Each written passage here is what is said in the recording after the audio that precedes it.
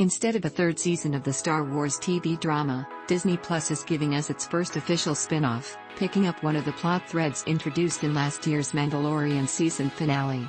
Instead of Daddy Mando and Baby Yoda, the Book of Boba Fett follows fan-favorite bounty hunter Boba Fett, whose reappearance in The Mandalorian Season 2 was one of its best surprises. For those not already well-versed in the Fett fandom, or who aren't quite sure how this beloved character, who died in Return of the Jedi, is actually alive and well, follow along as we answer some of the biggest questions the Book of Boba Fett's first episode has to offer. This post contains spoilers for the first episode of the Book of Boba Fett. The best of movies, TV, books, music, and more, delivered to your inbox. What do I need to know about Boba Fett before watching the Book of Boba Fett? Boba Fett was first introduced in the otherwise maligned Star Wars Holiday Special in 1978.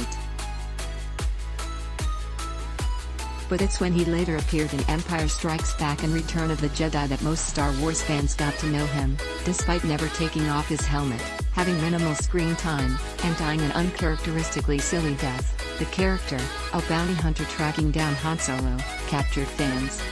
Boba later got an extensive backstory in the prequel trilogy. His father, Jango Fett, also a bounty hunter, was cloned to create the Republic's army. Boba is actually a clone of Jango, too, but Jango raised him as his own son. After Jango was killed by the Jedi, Boba eventually took over his father's armor and career. The Book of Boba Fett alludes to these events in the brief flashbacks at the beginning of the first episode. We see the waves crashing on the cloner's planet Kamino and a young Boba cradling his recently killed father's helmet on Geonosis, both of which took place in Attack of the Clones.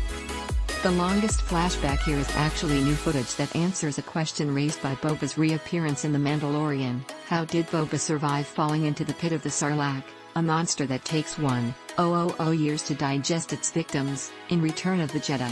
And how did he survive? In the Star Wars Legends books, that aren't officially canonical anymore, Boba uses his jetpack to create an explosion, freeing him from the Sarlacc's stomach. In the Book of Boba Fett, and therefore, official Star Wars canon, he instead punches through the Sarlacc's intestine and activates his wrist flamethrower, eventually clawing his way to the surface. When and where does all of this take place? The scene of Boba escaping the Sarlacc takes place shortly after the events of Return of the Jedi.